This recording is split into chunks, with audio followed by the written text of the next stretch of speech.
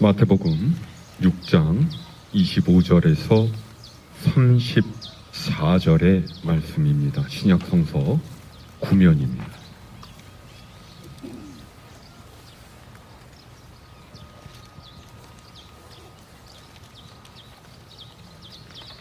봉독하겠습니다. 그러므로 내가 너희에게 이르노니 목숨을 위하여 무엇을 먹을까 무엇을 마실까 몸을 위하여 무엇을 입을까 염려하지 말라. 목숨이 음식보다 중하지 아니하며 몸이 의복보다 중하지 아니하냐. 공중의 새를 보라. 심지도 않고 거두지도 않고 창고에 모아들이지도 아니하되 너희 하늘 아버지께서 기르시나니 너희는 이것들보다 귀하지 아니하냐. 너희 중에 누가 염려함으로 그 길을 한 자라도 더할 수 있겠느냐. 또 너희가 어찌 의복을 위하여 염려하느냐. 들의 백합화가 어떻게 자라는가 생각하여 보라. 수고도 아니하고 길쌈도 아니하느니라. 그러나 내가 너희에게 말하노니 솔로몬의 모든 영광으로도 입은 것이 이 꽃 하나만 갖지 못하였느니라. 오늘 있다가 내일 아궁이에 던져지는 들불도 하나님 이렇게 입히시거든 하물며 너희일까 보냐. 믿음이 작은 자들아. 그러므로 염려하여 이르기를 무엇을 먹을까 무엇을 마실까 무엇을 입을까 하지 말라. 이는 다 이방인들이 구하는 것이라. 너희 하늘 아버지께서 이 모든 것이 너희에게 있어야 할 줄을 아시느니라. 그런즉 너희는 먼저 그의 나라와 그의 의를 구하라. 그리하면 이 모든 것을 너희에게 더하시리라. 그러므로 내일을 위하여 염려하지 말라. 내일일은 내일이 염려할 것이요 한날의 괴로움은 그날로 족하니라. 아멘.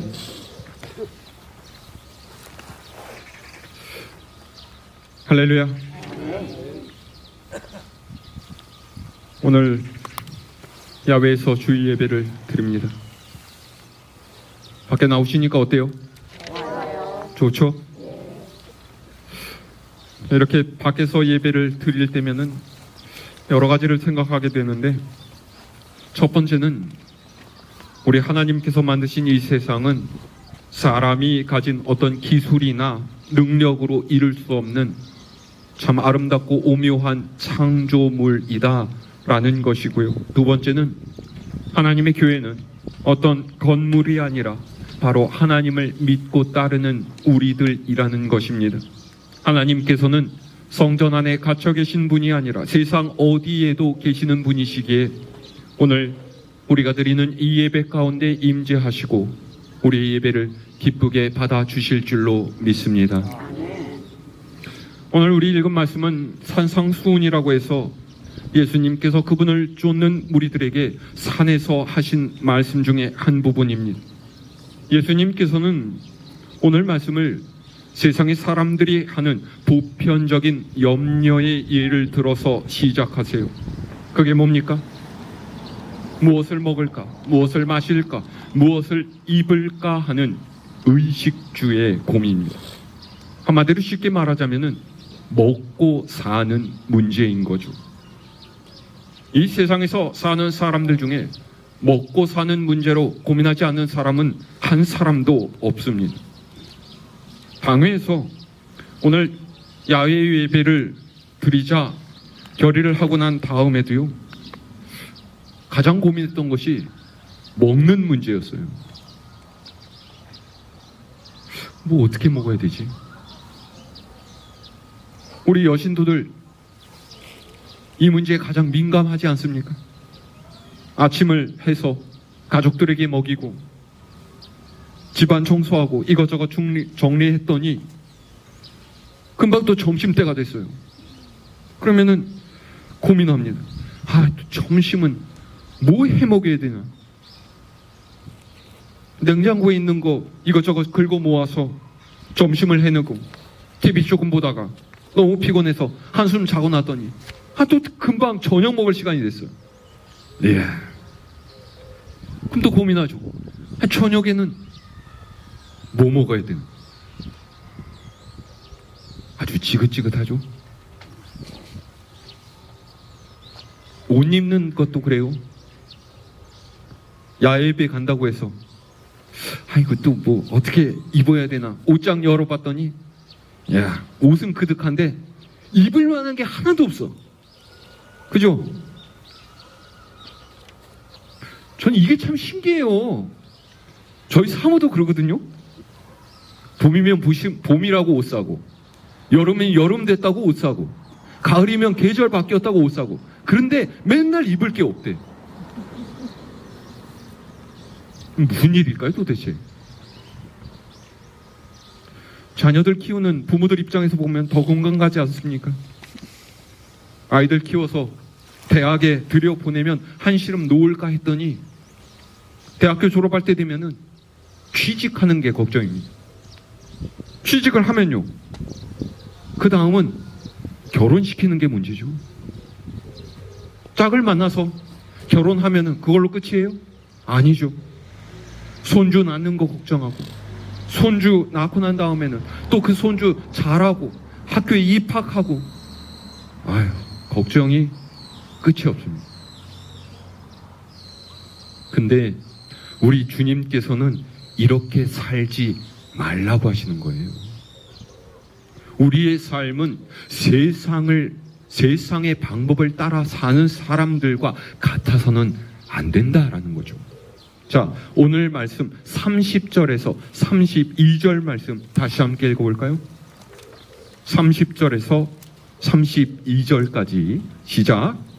오늘 있다가 내일 아궁이에 던져지는 들풀도 하나님이 이렇게 입히시거든 하물며 너희일까 보냐.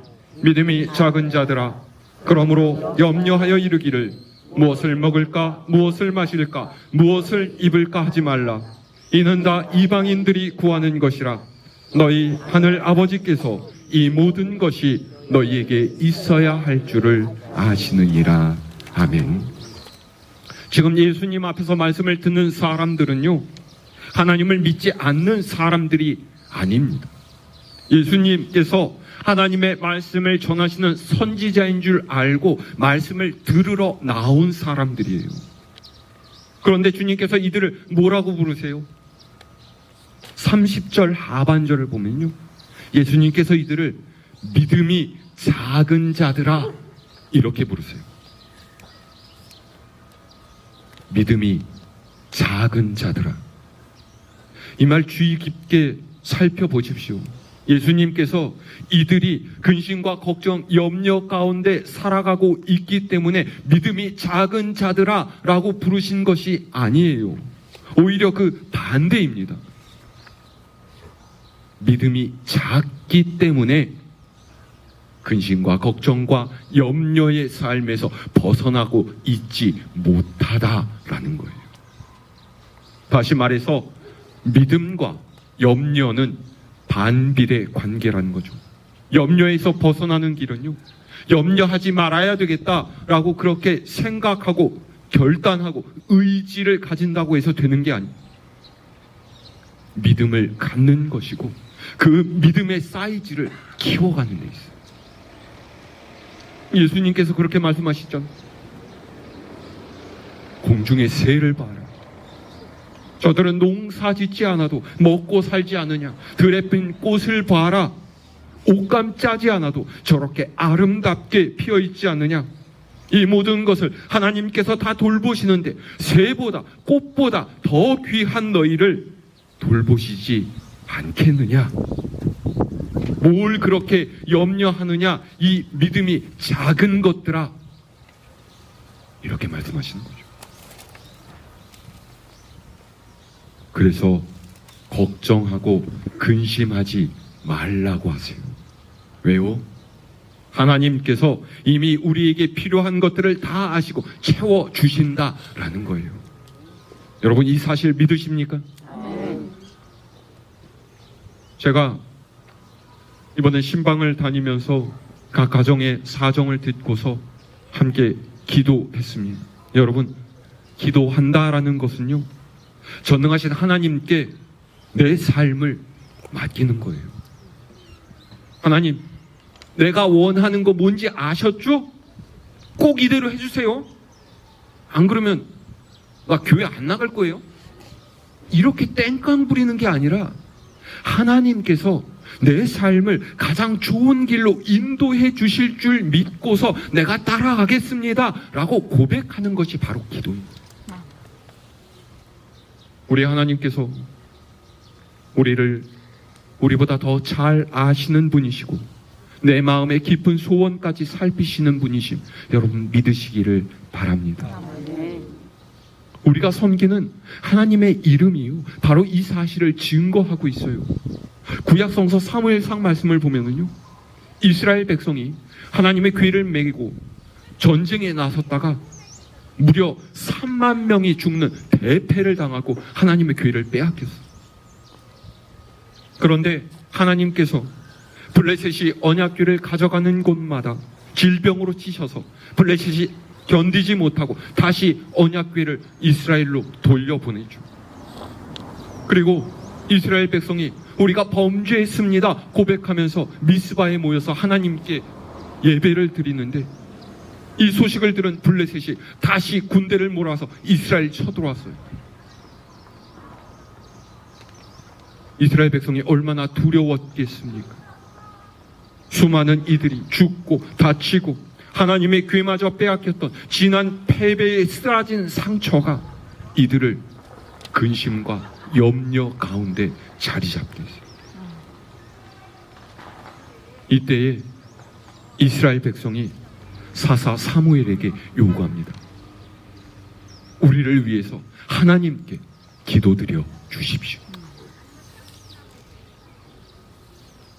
예전 같으면 허겁지겁 군사를 모으고 어떻게 맞설까 골몰했을 이스라엘인데 이번에는 먼저 하나님의 도움을 구하는 기도를 드려달라 요청했던 거예요.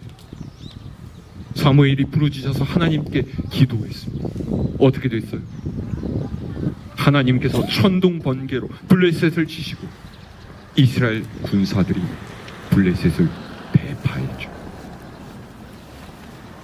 우리가 실패하고 넘어지는 것은요, 하나님을 의지하지 않기 때문에 하나님께서는 우리의 근심과 걱정과 염려를 승리로 바꾸시는 분이심을 믿으시기를 바랍니다. 이스라엘의 승리를 거둔 후에 돌을 세우고 기념을 삼아서 그곳을 에벤 에셀이라고 불렀습니다. 뜻이 뭐예요? 하나님이 여기까지 우리를 도우셨다. 여러분, 우리 또한 지금까지 하나님의 도우심이 없었다라면 진즉 고꾸러질 인생이 아니었겠습니까? 삶이 고난과 경험을 만났을 때에 여러분의 지난 삶을 하나님께서 도우시고 돌보셨던 것을 기억하시기를 바랍니다. 그 하나님께서 지금도 우리와 함께하고 계심을 믿으시기를 바랍니다. 그 하나님의 이름이 바로 임마누엘이에요. 임마누엘 뜻이 무엇입니까? 하나님께서 우리와 함께 계신. 그렇잖아요. 십자가에서 부활하신 주님께서 제자들과 함께 지내시다가 하늘로 올라가실 때가 됐어요. 제자들이 얼마나 불안하고 두려웠겠습니까? 이들은 예수님께서 고난당하시고 죽으실 때에 전부 다 신앙의 좌절을 한 차례씩 경험했던 사람이었어요. 예수님께서 잡혀가실 때 제자들은 전부 다 도망갔어요. 내가 죽어도 주님을 떠나지 않겠습니다 고백했던 베드로조차도 3번씩이나 주님을 부인했죠. 도마는 예수님이 부활했다고? 내가 손으로 그분의 상처를 직접 만져보지 않고선 절대로 믿지 않을 거야. 우겨대기까지 했어요. 다른 제자들이라고 뭐 달랐겠습니까? 유대인들이 두려워서 집안에 꽁꽁 틀어박혀서 문까지 걸어 잠그고서 숨어 있어. 그런데 부활하신 주님께서 이들 앞에 다시 나타나셨으니 얼마나 기뻤겠습니까? 아마도 이들은요, 우리가 예전처럼 주님과 함께 선교를 다니면서 그렇게 지낼 수 있을지 모르겠다 이렇게 생각했을지도 몰라요. 그런데 예수님께서는 이들에게 새로운 사명을 주시죠. 그게 뭐예요? 너희는 가서 모든 민족을 제자로 삼고 내가 너희에게 분부한 모든 것을 가르쳐 지키게 하라. 그리고 불안해하는 제자들에게 약속을 주셨죠. 그 약속이 무엇입니까? 내가 세상 끝날까지 너희와 항상 함께 할 것이다. 부활하신 주님께서 오늘 우리와도 함께 하시는 줄로 믿습니다. 에베네셀이요, 지금까지 나와 함께 하셨던 하나님을 나타낸다라면 임마누엘은 현재 나와 함께 하시는 하나님을 나타내는 이름이에요. 그러면 앞으로 나와 함께 하실 하나님을 나타내는 이름은 무엇이겠습니까? 여호와 이레입니다. 여호와 이레, 무슨 뜻입니까? 하나님께서 준비하신, 하나님께서 예비하신다, 그런 뜻이죠. 아브라함이 100살에 얻은 귀한 아들 이삭을 하나님께서 제물로 바치라고 하셨어요. 이 말을 들은 아브라함 심정이 어땠겠습니까? 눈앞이 캄캄하고 머리를 쥐어뜯을 정도로 고민하지 않았겠습니까? 하나님이 원망스럽지 않았겠어요? 하나님의 말씀을 이번에는 거역해야 하나 괴로워하지 않았겠습니까? 그런데 아브라함은 결국 하나님 말씀에 순종해요. 왜요? 어떻게 아버지가 아들을 죽이겠다라고 결심할 수가 있어요? 히브리서 11장 19절 상반절은요, 아브라함 심정을 이렇게 설명하고 있어요. 그가 하나님이 능히 이삭을 죽은 자 가운데서 다시 살리실 줄을 생각한지라. 뭐라고요?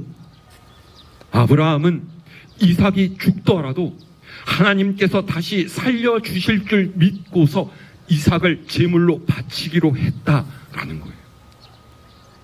그는 여러 가지 경우의 수를 따지지 않았어요.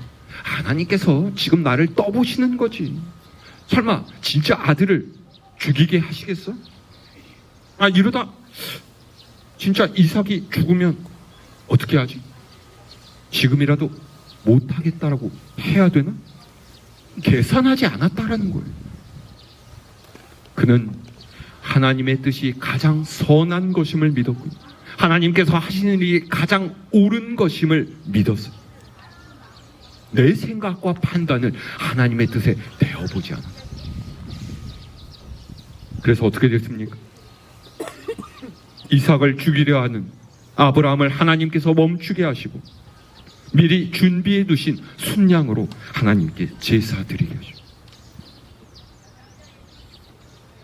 하나님께서는 오늘 우리의 삶도 이같이 채우시고 돌보시는 줄로 믿습니다.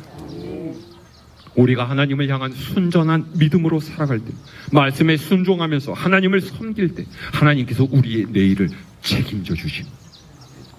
그래서 오늘 말씀에 주님께서 뭐라고 하세요? 세상 것이 부족하다고 염려하지 말아라. 세상 일들로 인해서 걱정하지 말아라. 너희가 신경 쓸 것, 그런 것 아니야. 그런 것은 하나님께서 전부 다 책임지시. 너희가 구해야 할 것 다른 것이야. 그게 뭡니까? 자, 오늘 말씀 33절 함께 있습니다.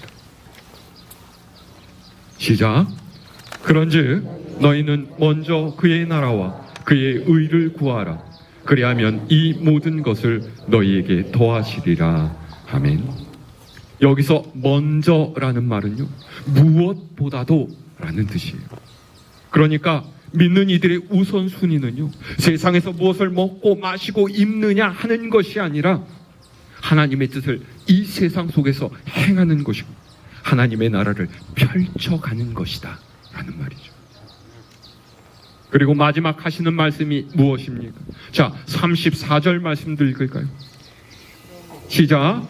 그러므로 내일 일을 위하여 염려하지 말라. 내일 일은 내일이 염려할 것이요 한날의 괴로움은 그날로 족하니라.